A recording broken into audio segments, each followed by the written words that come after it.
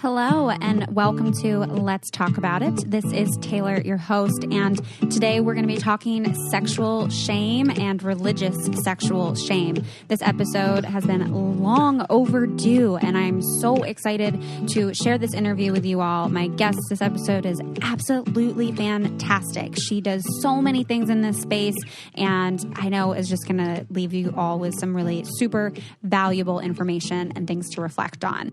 So let me share with you all a little bit about her. This interview is with Dr. Tina Sellers, and she's a sex therapist and a former professor of marriage and family therapy at Seattle Pacific University. She's the founder of the Northwest Institute on Intimacy. She's an AASECT-certified supervisor, and AASECT is the certification for sex therapists. She's a mother, she's a wife, she's an author. We're going to talk about her book, Sex, God, and the Conservative Church, that was written to not only just everyday people, but also clinicians to help explain what it means to grow up with abstinence education or a faith that is mirrored in sexual shame and dysfunction. The book actually walks readers through a critique of American culture and the conservative Christian church and its effects on intimate partnerships and lives, and then begins to reveal the hidden mystical sex and body-positive understanding of sexuality of the Hebrew people. And the book also includes strategies for a new sexual ethic, for clinical steps to heal sexual shame, and specific sex therapy interventions that clinicians can use directly in their practice, and offers a 4-step model that we're going to get into in this interview for healing religious sexual shame and touch and non-touch exercises that will help bring healing and intimacy into your life. Tina honestly does so much in this space, and this interview was so amazing. She is also currently working on her next book, which is intended to help parents raise their children free of sexual shame and appropriately teach them about healthy sexuality over each stage of their development. So definitely make sure to follow Tina on Instagram at Dr. Tina Shameless Sex to be able to stay in touch and get notifications about when she does drop her new book. But otherwise, definitely need to check out Sex, God, and the Conservative Church book that she wrote. And before we get into the interview with Dr. Tina, I do want to share some listener letters that I received just to set the stage a little bit for what some of you have experienced in terms of religious sexual shame.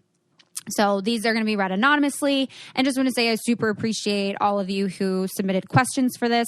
That definitely helped kind of frame the questions that I asked Dr. Tina. So most of your questions that you did ask around sexual shame and religious sexual shame should get answered in this episode. And if not, you will have to check out her book for more resources on this.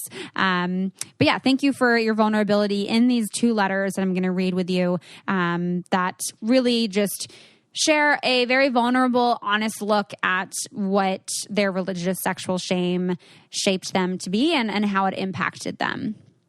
Our first listener writes, I am a 24-year-old gal from Texas. I was raised in a very religious household. My father was a youth pastor from when I was born to around 12 years old. We left our church after his head pastor had an affair and burned all his bridges. However, my parents are still incredibly religious. From an early age, I was taught to be modest and to share my body only with my future husband. Masturbation, sex, and body image were completely off limits in my family. No one spoke about them, and if they were spoken about, it was very, very negative. Obviously, this contributed to a lot of shame growing up. Thankfully, I was able to explore a lot of my sexuality when I went off to college, and while I still struggle with some aspects surrounding masturbation and sex, I believe it stems from my next point. I was obviously not allowed to have a boyfriend growing up, but that was never going to stop me. I wish it had, but I was young, and forbidden love was exciting. I started dating my first boyfriend when I was 15. It got really abusive really fast, and I had no one to speak to about it because of how terrified I was of my parents. I was sexually assaulted by my partner from ages 17 to 21. I never spoke a word of this to my family until one day, years later, my dad pieced my mood swings and fear of physical touch together. My dad was devastated, as any parent would be, but him and my mother refused to believe that they played any role in what happened to me. I don't necessarily think that they are to blame, but I have had to work through a lot of resentment stemming from the fact that I had no safe adult to speak to. I know my parents did the best they could, but I believe that if there had been less shame around sex and I was able to have an open conversation with them about anything regarding safe sex, I might have been more open and honest with them about what was happening to me. After a lot of therapy and years of hard emotional labor, I'm in the happiest and healthiest relationship with a man who continues to prioritize my safety and well-being. I'm also a middle school teacher, and I have open conversations with my students once a month regarding safe sex, masturbation, abortion, and other topics that they may not be well educated on. Taylor, you've been such a light for me over the last few years. I'm so much more open to learning about myself and my body. I hope you know that you make a huge impact on many lives, and I'm so thankful to follow such an open and honest person. Thank you so much to this listener for writing in with their story. I'm like trying to fight back tears here. I am on my period, but this is just so vulnerable of you to share. And I think that so much of what you wrote in here is exactly why conversations like the one that I'm having with Tina today is essential, is absolutely important.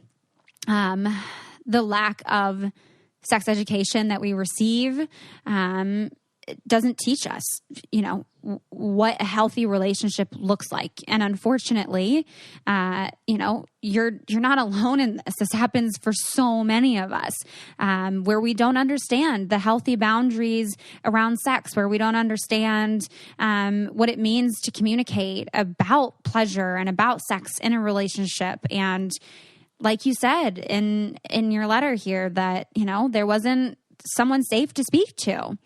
And that is just such a shame and makes my heart really hurt for you. And I'm so happy that you were able to have the therapy that you needed and that you are now in a happy, healthy relationship. This kind of thing definitely takes years. Takes years. If you think about all the years that you were programmed with this kind of thinking around sex, it's going to take a while to also reframe that. And that's going to take a lot of practice. So I'm so proud for you that you were able to have that courage and that dedication to put that work in, and that it is paying off for you. So thank you so much again for sharing that. That's just, oh my gosh, emotional. I'm going to read one more letter here for you all before I share this interview with Dr. Tina. And here we go. Just a quick view for your podcast episode today. I grew up in a conservative Christian family, went to Christian schools, worked and volunteered at churches, and went to a Christian university. The conditioning around sex was sex equals bad. If you have sex, you are a bad person. The decision to not wait until marriage was a months and months long one. Would I still be me? Would God still love me? Is this okay or wrong? A terrible sin? Expressing your sexuality and feeling whole with sexuality as a part of the whole of yourself seems like so many big things to work through. Having had sex took years for me to not feel guilt about. A big win, I don't feel guilty about having sex. I've had casual sex and I'm living with someone now, and I don't feel guilty about those things. I thought I was over it. But it's all the small ways in which it messes with you. Being passive is celebrated in a Christian conservative perspective about sex. Sexuality is something you ignore about yourself and deny, and is a negative thing about human nature that you have to repress. So it can be very difficult to figure out how to express this part of yourself and how to bring it in as a part of your person. Being a woman who knows and expresses her own sexuality is so discouraged in that culture. And learning how to do that is hard and takes a lot longer than letting go of the guilt. It's something I've learned in the last few months. It's something I haven't addressed and need to go to therapy for, really. So that's the plan when all of this is over. I feel like I was rambling, but I just want to emphasize that not only being sexually active, but communicating, saying what you want, exploring your sexual self, all of that is harder to know that religion has affected it and how to change it than the face of just shame and guilt. Thanks, and I super enjoy you normalizing things I still find hard to talk about and discuss easily. Thank you so much to this listener for writing this letter. I'm going to try to not cry again. First, I want to say that I'm really looking forward to you listening to this interview with Tina. I'm really happy that you are going to address this, going to therapy, and know that you don't have to wait until all of this is over. There are online resources, one I will share in this episode, and there's a lot of therapists are seeing people remotely, virtually now. So definitely don't feel like you have to wait until quarantine time is done to receive that help. But I also just want to say that, this guilt or shame can present itself in so many different ways, and there's layers here, right, to pull back. And oh my goodness, I want to hug both of these listeners, and just so appreciate you being vulnerable here with me. I do believe that, yes, God will still love you through having sex, whoever this God is for you. And I do want to preface the rest of this episode with just saying that, none of this is a bash that God is bad or that you shouldn't have faith or that you shouldn't have your religion. That's not at all what this is. And I just want to be very clear about that you'll kind of hear as this interview with Tina goes that, it's important to figure out what your values are and that your values are present in your faith and in your religion. I'll let her continue to share on that end. But just again, want to say thank you so much to those of you that wrote these letters and submitted your questions that we get to in this episode. Please be sure to share this with your friends. If you know anyone, who has struggled with sexual shame, which, let's be honest, is really everyone, regardless if it's religious sexual shame or not. The way that we fight through this shame is through talking about it. Silence only feeds shame. So the more that we hear these things, the more we know that we're not alone, the less shame that we feel in it, the more encouraged we feel to share our own stories. And there is so much power in that. So definitely be sure to share this with a friend or two. And if you have time after this podcast, would love for you to leave a review on iTunes, either just a star rating or leave a sentence or two about, what you took away from the episode, what you like about the show as a whole. I super appreciate all of your support in this and having these really tough conversations. And I hope that it is super helpful for you all. I just want this to be helpful.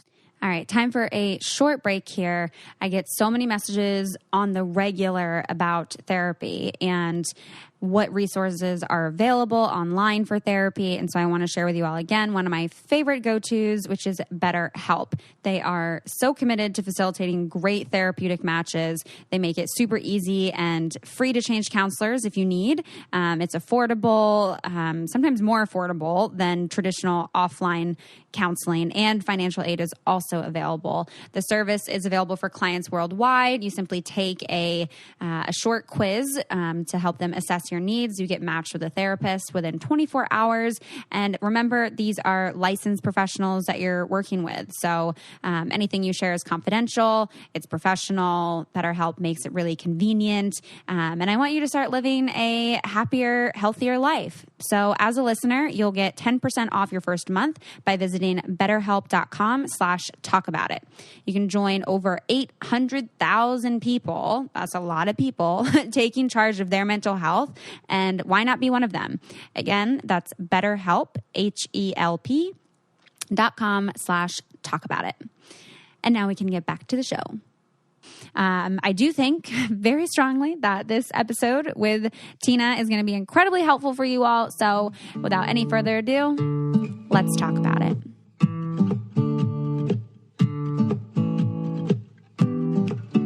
All right. Welcome, Tina, to the show. Thank you so much for chatting with me today. Yeah, thanks so much for having me. Glad to be here. I'm so excited. So you are actually also a Seattle native.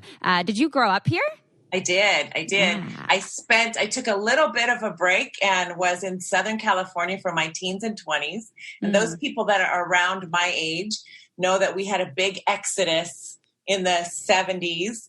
Because Boeing was our major employer and it had a big layoff and so I just turned 60 and there were big billboards up and down I-5 that said, the last one to go, turn off the lights. And we were one of the families that exited. And so my dad worked for a subsidiary company. And so we left right before I went to 7th grade.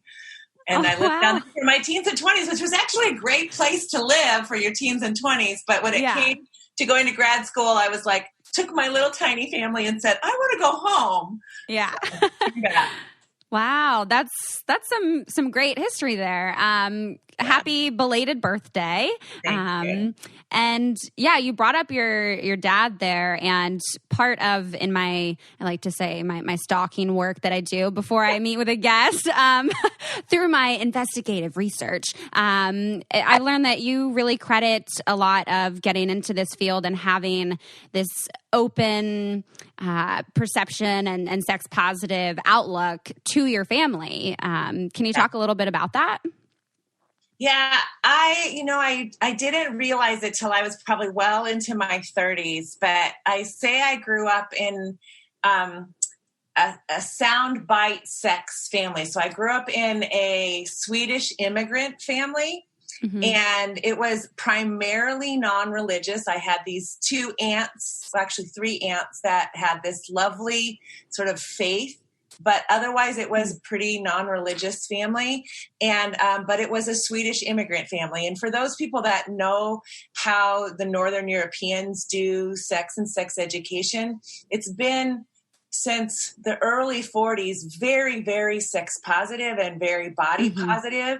And so my whole family, my grandparents, my great aunts and uncles were all that way. And so I learned about sexuality and bodies like you learn about brushing your teeth and how you cook spaghetti and whatever. It was just an everyday conversation for as long as I can remember with everybody. Yeah. And I didn't know that that's not how every family was until literally I was in my 30s.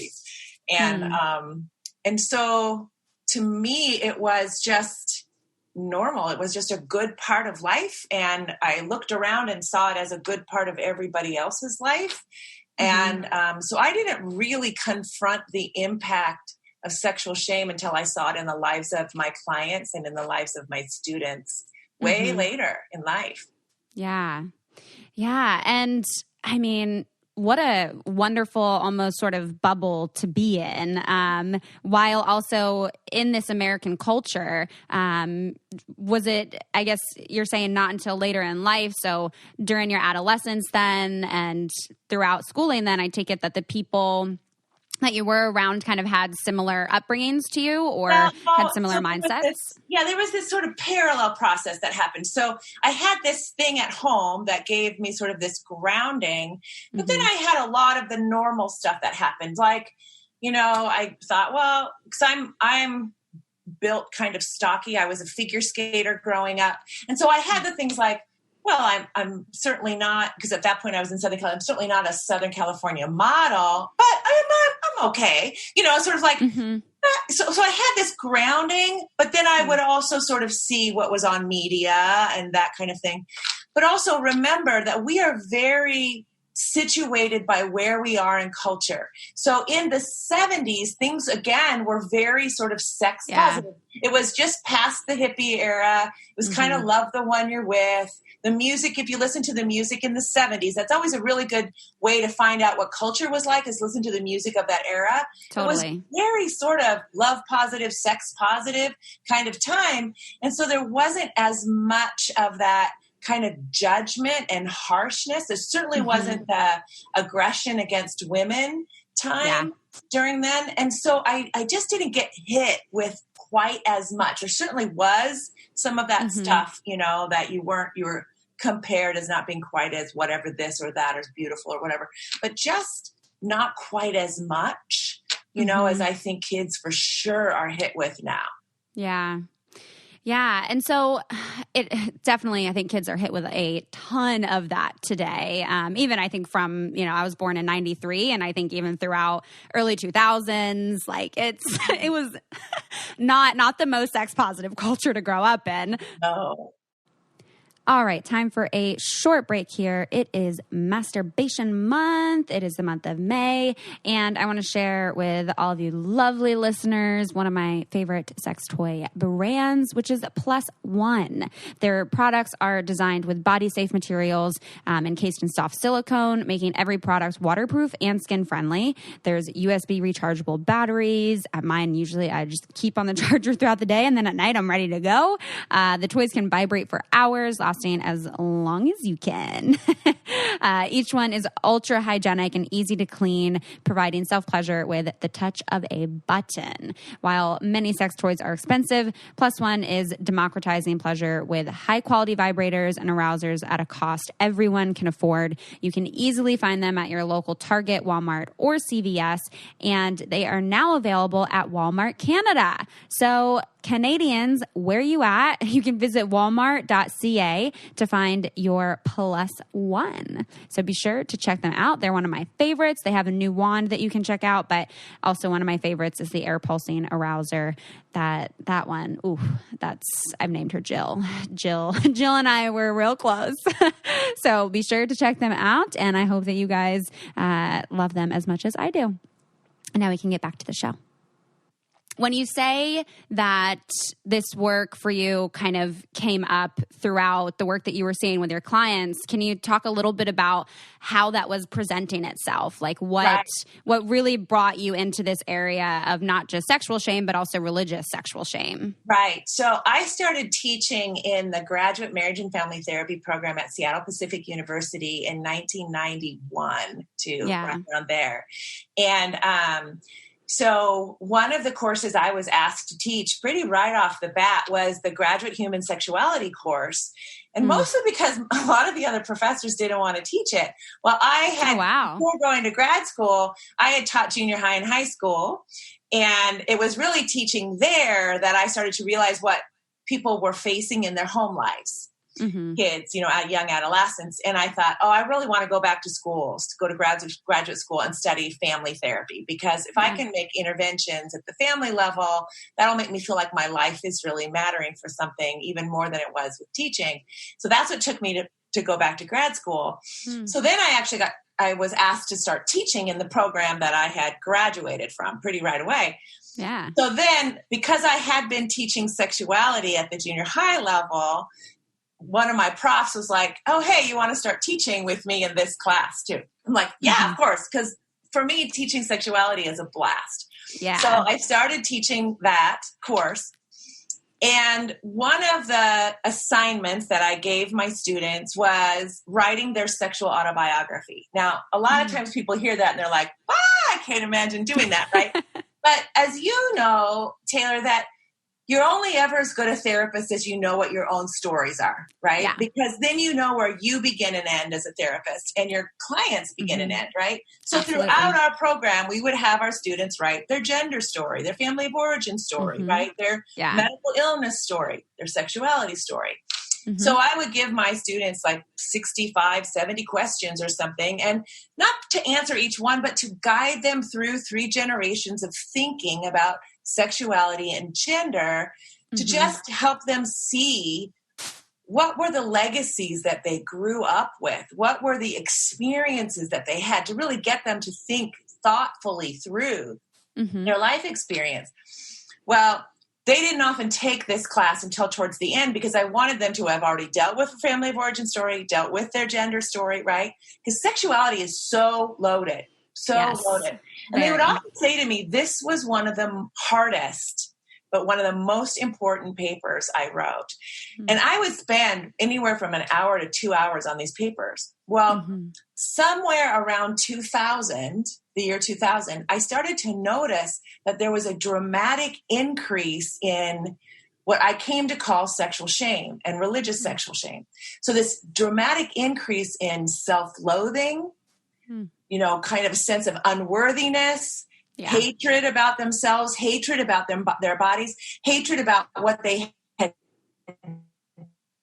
sexually, hatred about what they had felt sexually, thought sexually, even though what they were describing about what they had felt, thought, and done throughout their growing up years was completely in the range of normal.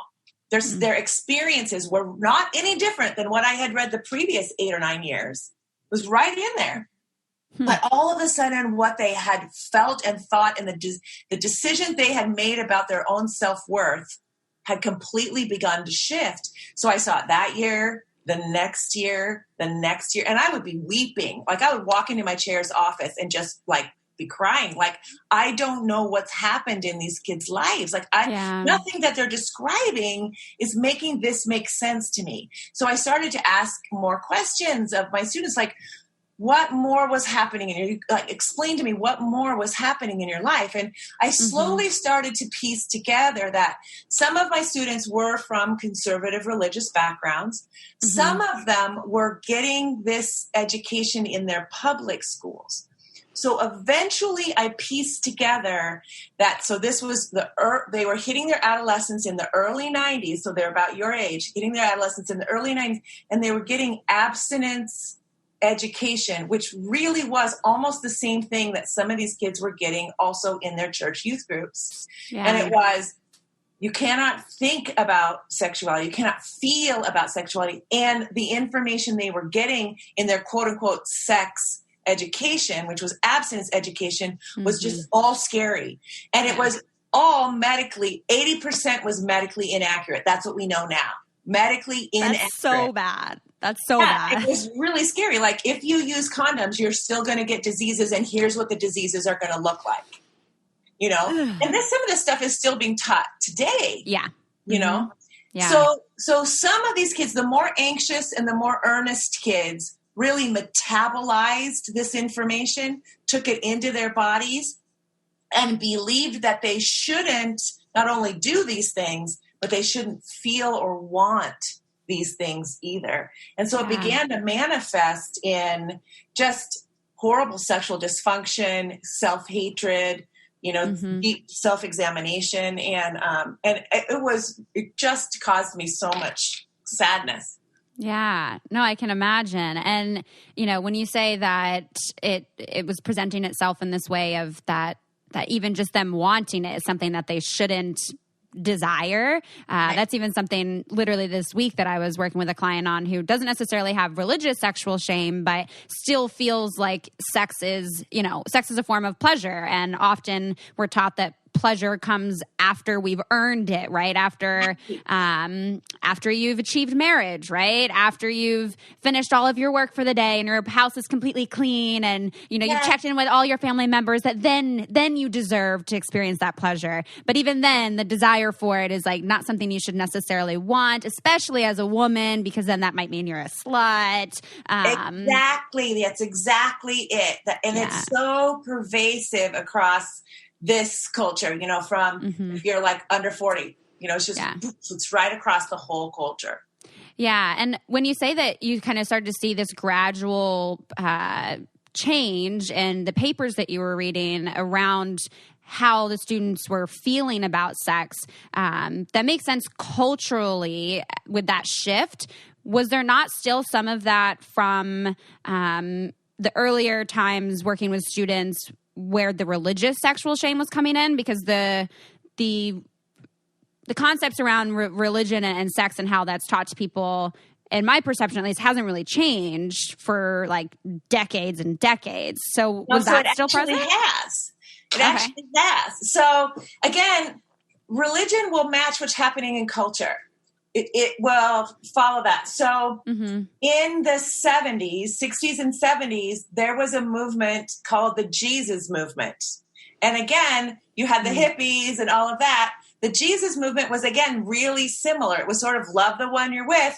So while it wasn't go and be wild. It was, oh my gosh, well, if you've gotten caught up in LSD, if you've gotten caught up in, we forgive you. Jesus is so loving. Jesus is not a condemning God. Come in here. We will take care of you. In fact, if you have a testimony that God has saved you from this, you are just even more of a testimony of God's grace.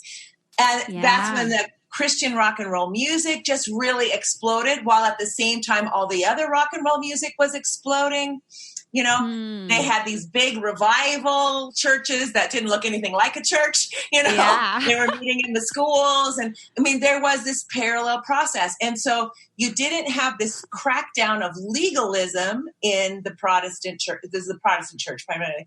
In the Protestant church until the 80s, which was exactly when the religious right and the moral majority politically decided to merge church and state and make abortion the issue politically, which looks like it was religious, but it wasn't. It was secular, right? And this is when Ronald Reagan became president, right? And it's also when we began to, it looked religious, but it was political. We began to pump money into abstinence education.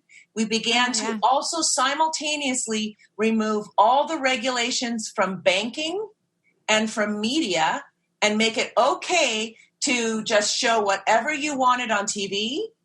This was also beginning of the influx of internet, video games and violence against women, and media and music video, music, what do we call it? Like music video. Music videos and just music in general could be violent. And we had no regulations on that whatsoever because we removed them. And that was because it didn't matter how you made money. It only mattered that you made money. We did not have that ethic prior to 1980. It did matter how you made the money. We had a responsibility. We had an ethic on that. But that ethic changed in 1980, and we had a push in capitalism under the guise of family values. It was a merging of church and state that happened politically. Yeah. And the church simultaneously became more conservative, quote unquote, and legalistic. So these things happened, but it was not like that prior to that for a series of years. Now, if you fly up at the 40,000 foot level, what you'll find if you travel over the 2,000 years that we've had Christianity is you're going to see that whenever there was a plague or whenever there was an economic downturn or something like that, we got more conservative as a culture. And then whenever things were going well, we got a little bit more lax. And it's because the people in power could use the fear of the public to then push whatever they wanted to get what they wanted. And I don't say this, some of your listeners might go, oh, well, she's really anti-religion or anti-faith. I am not at all. I really believe that people's faith is a really important part of their life. But religion, organized religion, often the people in power will use that to manipulate the people of faith. And if they're gullible to it, they will get swept away. So it's really important that people get clear about what their faith is based on and make sure that what's happening, that what the church might be saying, matches what really is at the core of their faith. Like if their faith is about love and justice, don't let themselves get pulled away by something that's not based on love and justice. Right? Wow. I'm ready to take all your classes. Sign me up for all of them now. And that's part of why I wrote the book, because I saw so many people whose faith was really important to them. Gay, lesbian, trans, straight, cis, right? Whose faith was really important. And they were feeling like they had to choose between living an authentic sexual life based in love and justice and their faith. And I was like, no, honey, you do not have to choose. Because your faith is based in love and justice. So you shouldn't have to choose. And so I just went looking I asked the question, had Christianity always been sex negative? Because it was sex negative recently. Yeah. And so I went all the way back in history and asked that question. And Christianity through the 4th century has been sex negative. But Jesus was not sex negative. He did not condemn people who made quote unquote sexual mistakes. And he was not body negative. So then I said, well, then how did that happen? And so then I went further on the Abrahamic line into Jewish history. And there is so much. So Jesus was sex positive and body positive. And then further on the Abrahamic sex positivity. And so I just brought it forward in the book and said, here's what we should have been learning. Here's what you should have been learning. And just showed people that the history that they got was not the history that they were meant to get, so that people knew they could hold on to their faith. So I did that, and then I gave that model, and I did a whole lot of other things for people. Wow. And yeah, you're doing so much here even. I'm trying to jot down some like good times here, and I'm like, every minute is a great moment. This is all so great. I want to talk about the book a little bit too, but just on this point here, because predominantly we're talking about Christianity, but I'm curious how you've seen throughout different religions, sexual shame present itself differently. I know you just mentioned for Hebrew that there was more actual body positivity and sexuality. Yes, exactly. So a lot of times you will talk to people who are in the Jewish faith and they will talk about sex positivity. But I've talked to some people and they will say, well, there are different sort of lines of Jewish thinking. And some of them are more sex positive and some of them are more sex negative. And again, it depends on how that particular line of Jewish thinking got constructed by the organized religion of that particular line. And again, because organized religion is constructed by people, it has its ways of trying to control people. And sexuality feels uncontrollable, right? It feels scary to lots of people. And so people do lots of things to try to control it, frankly.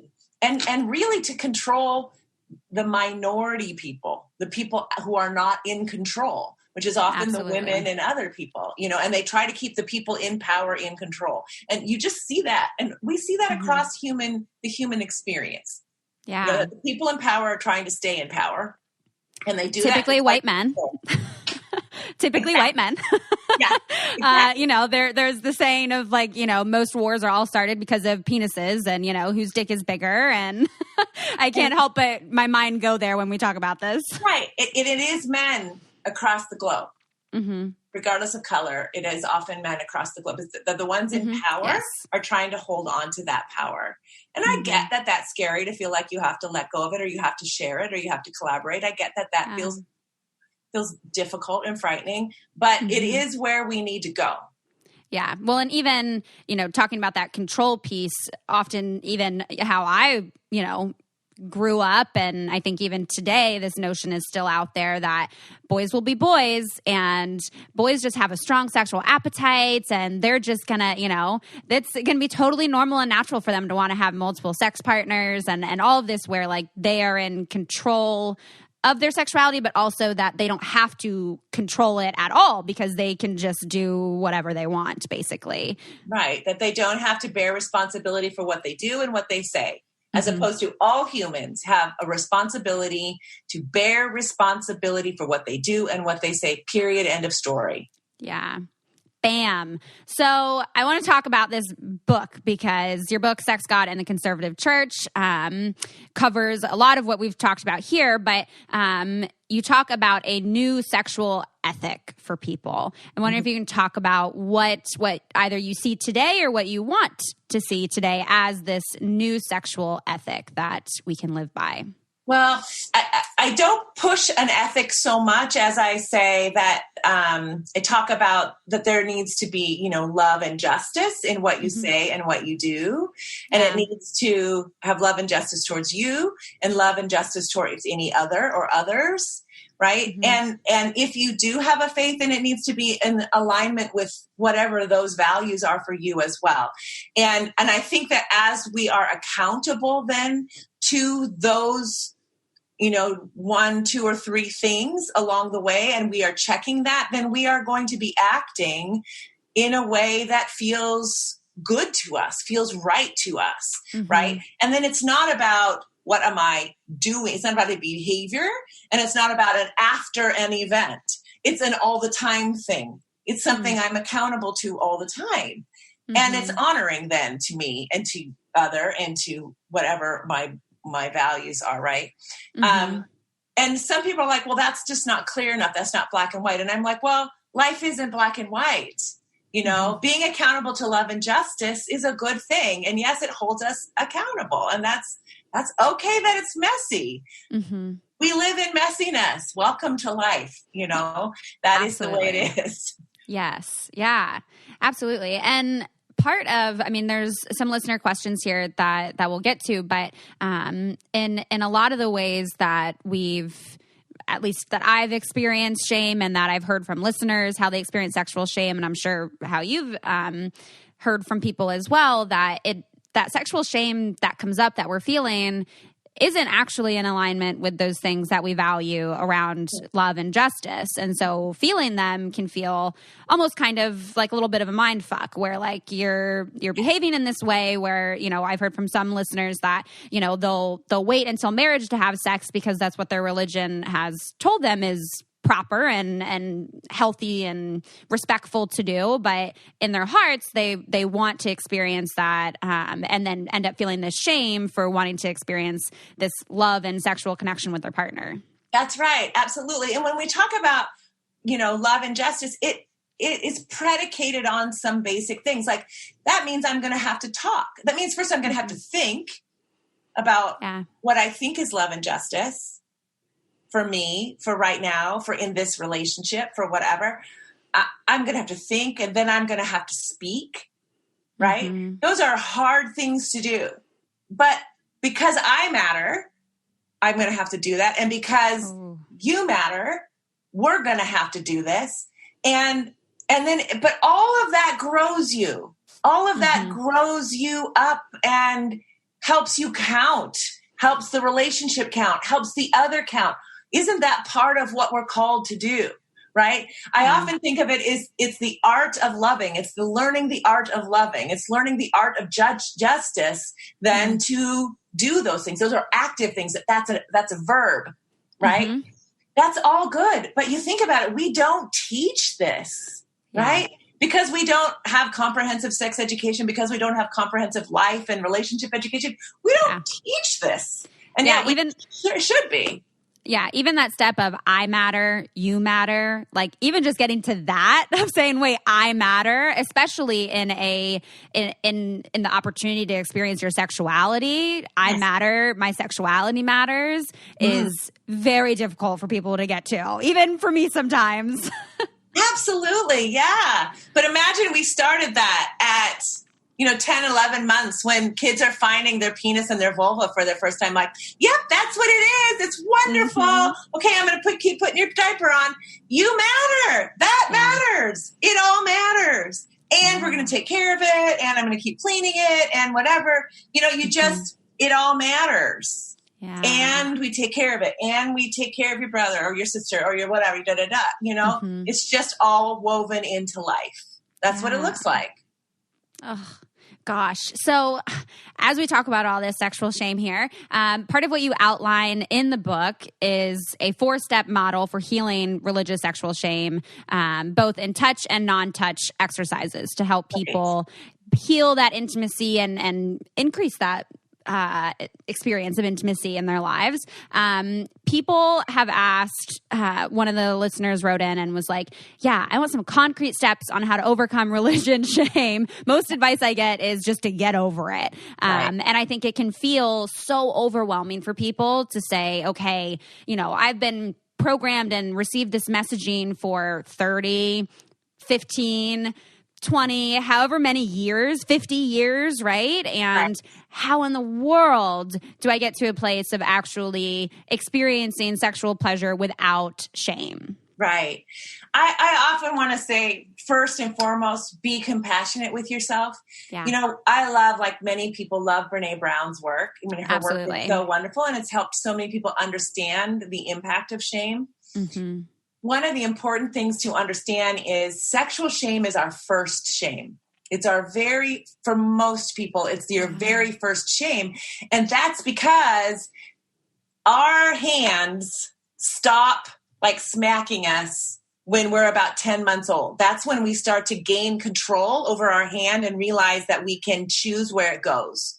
And then we're like, we're going to put it right down here. Happens. And then it finds its way to our genitals usually when we're getting our diapers changed or when we're in the bathtub or whatever, right around 10 months old. And between 10 months and a year, we get really good at getting it there. We're like, I got it. My diaper's coming off, or I'm in the bathtub, right?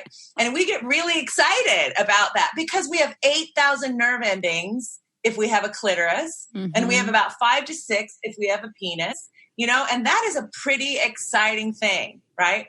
And if we have a parent that is not comfortable with that hand is getting slapped away, or somebody's saying, dirty, dirty, don't, but that's not stopping us. So that is happening hundreds and hundreds of times before that first memory that we usually have when we're playing doctor with a friend or a cousin or a sibling or whatever when we're 5 or 6. So we've been shamed hundreds and hundreds and hundreds of times. It's in our DNA way before then. Yeah. So it's deep within us. And so this is even before we've had somebody suggest that God, doesn't like it either, right? And so one of the things that's important to understand is the difference between shame and guilt. Shame is I'm bad. Yeah. Right? Because whenever we're doing something that is natural to us and someone we love gets angry with us, the only meaning we can make is that it's me. It's not what I did. It's me, right? That's what's different about guilt. Guilt is when I do something and it's against my own ethic. And then I'm like, I shouldn't have done that behavior, right? Yeah. So shame is about me as a whole, my entirety, right? Yeah.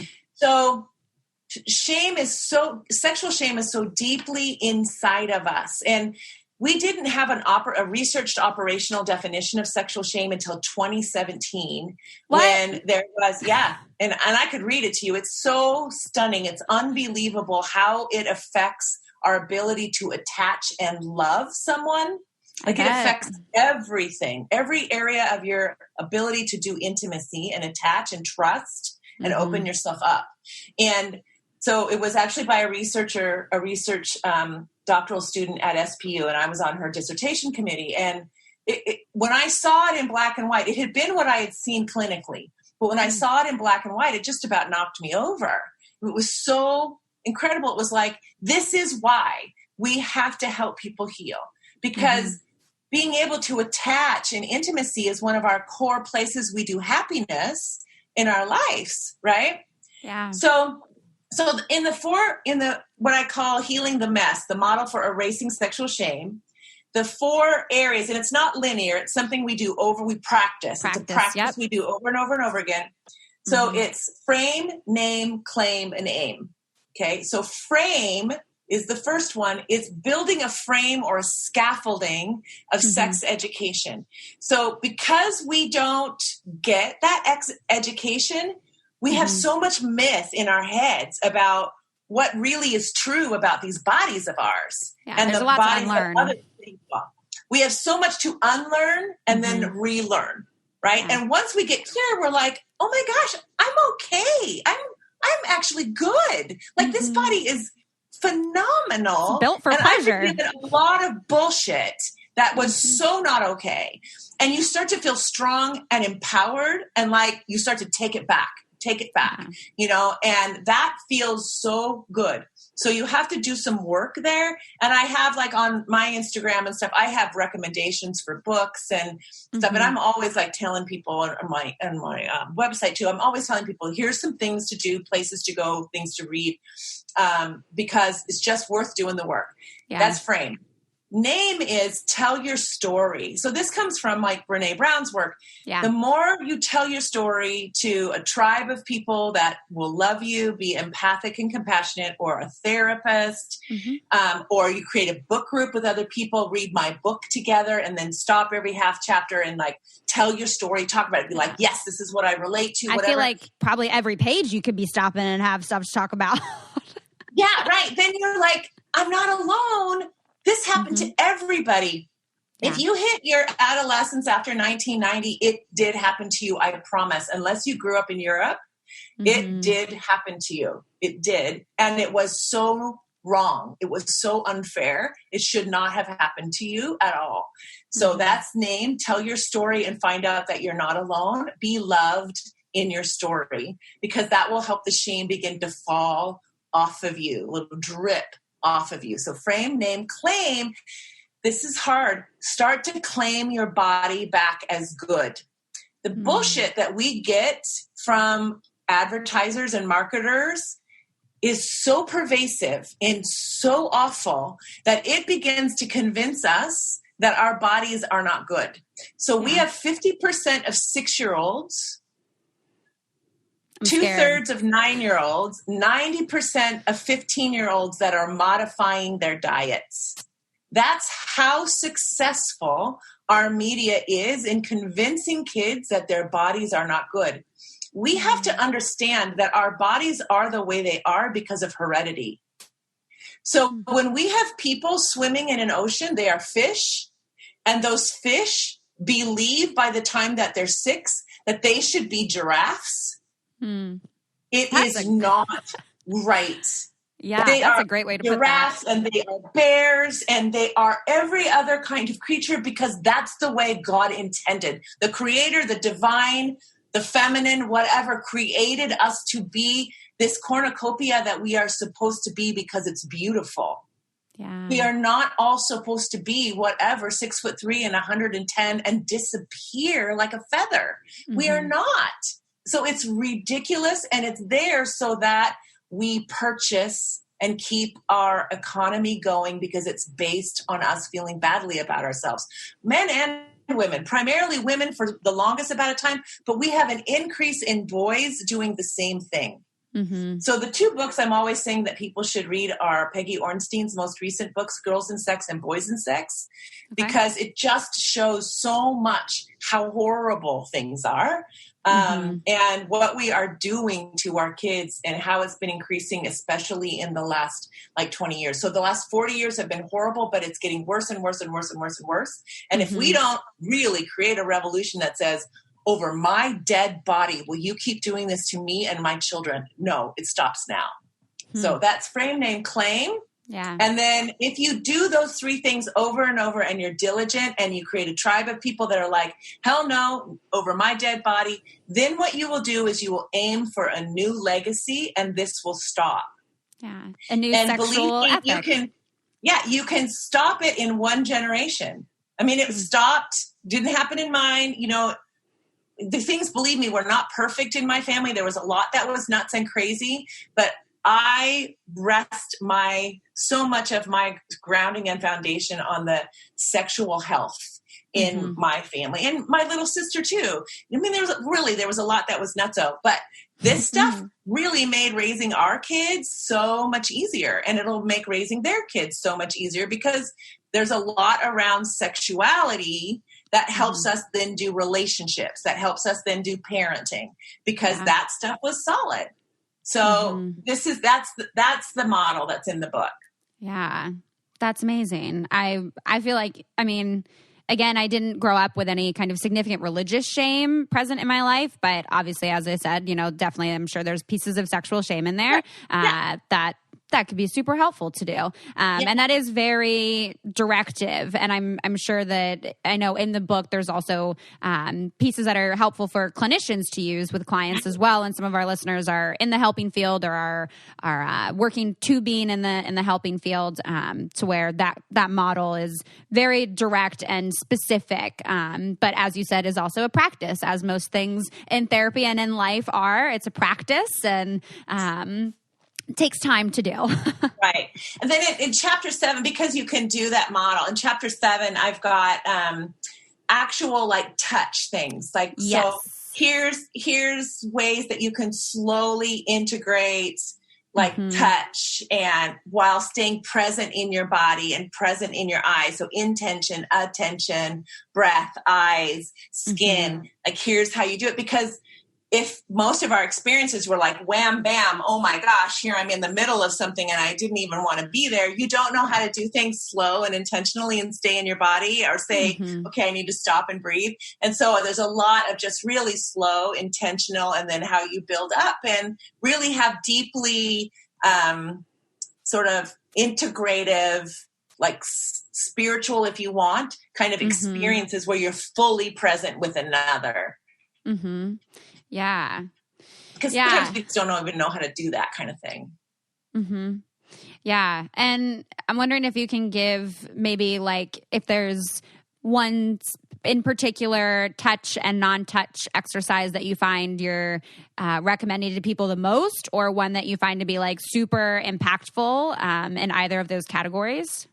So one of the things I'll often talk about when couples feel really disconnected, like, we just keep just having really super boring sex. And we don't even touch each other anymore because I'm afraid if I touch, then the train's out of the gate and then I have to, whatever, you hear that stuff all the time. And I'm like, okay, so we need to institute a kind of touch that doesn't mean a train is out of the gate. It just means I'm connecting to you again because you're important to me, because I chose you. Okay. So we're going to start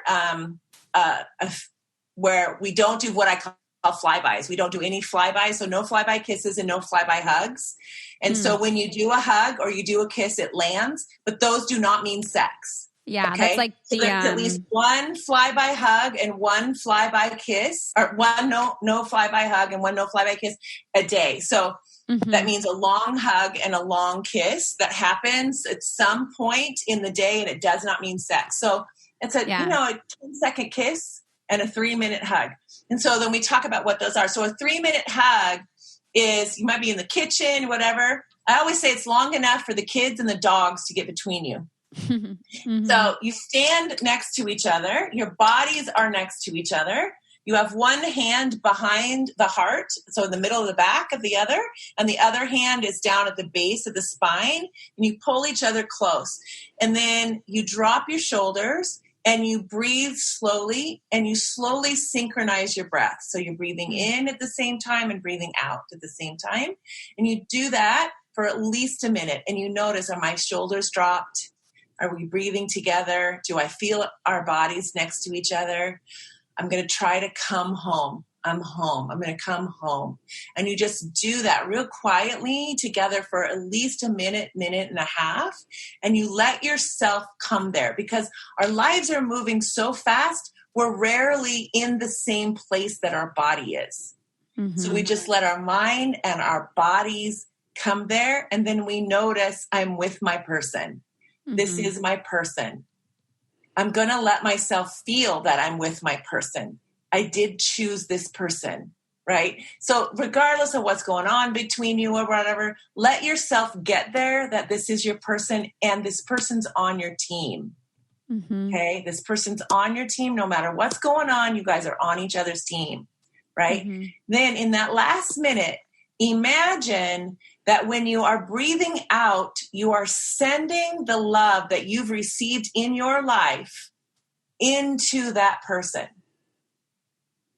And imagine that when you're breathing in the love that that person is sending out into you. And do that for a full minute. That no matter what's going on, you guys love each other. You do. No matter what. You do. You're here. You're choosing each other. And do that for a full minute. And just get there.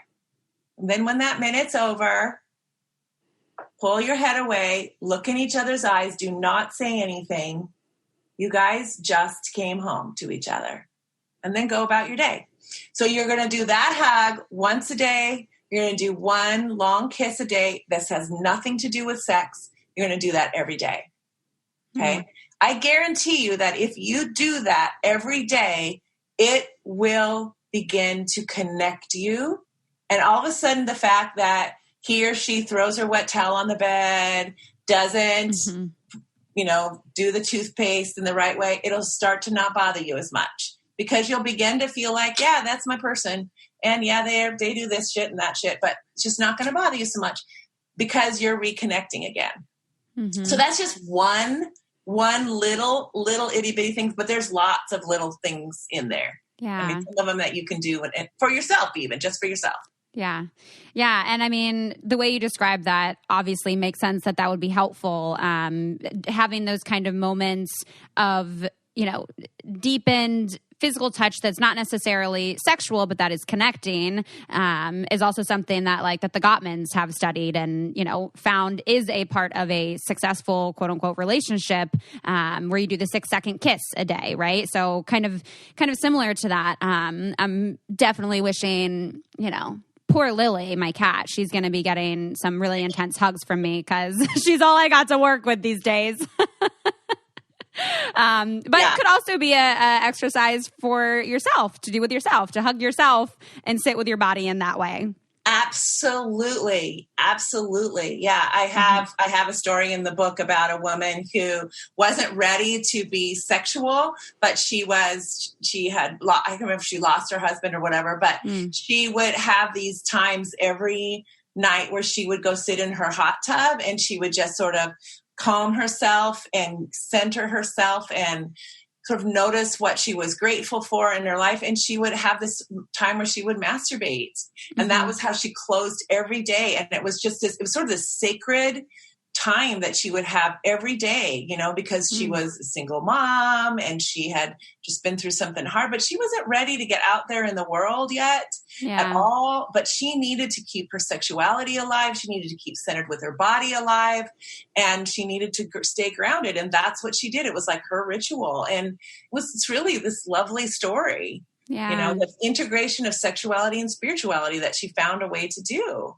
Definitely. Yeah. One of the listener questions was how they'll know if they're ready for sex and that they won't feel shame instilled from their religious upbringing. And I think that piece could even be beneficial to something like that, right? If you're not ready for actual partnered sex yet, then it might be good to try to develop some kind of a moment in your day, like this example, where you are able to connect with yourself and checking in with any of that shame that's coming up and doing the 4-step model with that too. Absolutely. Yeah. I would say have times where you are actually imagining, if you have still chosen to incorporate faith into your life, have times where you bring that divine into your sexual practice and imagine that you're being blessed, that this was a gift given to you, that pleasure was a gift given to you because you are loved, because you are beloved, so that you have practiced that, so that when you are with a lover, that you are allowing yourself to be loved and pleasure to be given to you, that you can imagine God, or however you say it, the divine blessing you there too, because you've been practicing being blessed, so that's not a stretch for you. Yeah. Yeah. That acceptance of pleasure, of just for both from a religious standpoint, but also just a, your regular run-of-the-mill sexual shame is so big, I think, because just allowing ourselves and understanding that our bodies are literally built to experience pleasure, and that's a freaking gift. That is exactly right. And it's so clear. It's so clear that that's how they're put together, which is a great thing. It's worth celebrating. Yes, absolutely. I feel like celebrating just from this episode, because I'm like, it's Masturbation May. Damn right. We should be able to experience pleasure in our bodies. This is a beautiful thing that shame should not have a place in, unless that turns you on. Then that's a different story. Using that for that sexual pleasure is a little different. But I just want to thank you so much for everything that you've shared with us. This has been so incredibly helpful. I want to give people some resources resources from you. So obviously your book, Sex, God, and the Conservative Church. But where else could people find you? Where could they find your book? I got to say, in doing my stalking of you, you do so much. I am like, wow, she is everywhere. You founded a organization both for clinicians and also just like an educational resource, the Northwest Institute on Intimacy. You founded the Collaborative Family Healthcare Association. You are like a member on every board. You are like supervisor of the year. Like, I'm just like, all the snaps for you, because you are doing some seriously needed work, but also doing like, you are just working it. Yeah. So I want to say I didn't found the Collaborative Family Healthcare Association. I was a part of that organization for a long time, but it's which is a phenomenal organization. Yeah, I was in medicine. I worked in medicine for a long time. But you can find me on Instagram at Dr. Tina Shameless Sex, and the Institute is on Instagram at NW Institute on Intimacy. So my website is tinashermersellers.com, and the Institute website is NWIOI.com. So that's the Northwest Institute on Intimacy. Yeah. And that is for training people like you, training people who, what most people I think don't realize is that therapists, physicians, clergy, pelvic floor PTs, like all of our healers in the world, or not in the world, in the United States, when they go to graduate school to learn that healing profession, because we are the country we are, they get at best one class on sexuality. And when we have had in the last 40 years, no comprehensive sex education, it means they haven't either. Absolutely. And so we have very few advanced postgraduate training programs, as you know, in sexuality. We had nothing on the West Coast, really. And so that's why we started the Northwest Institute on Intimacy. We now have one at Antioch that's mostly for their program. But that's why we started the Northwest Institute on Intimacy, to help people be able to get that training. And it's been going gangbusters ever since, which was why I needed to leave my full-time teaching position at the university, because we've been just training so many people.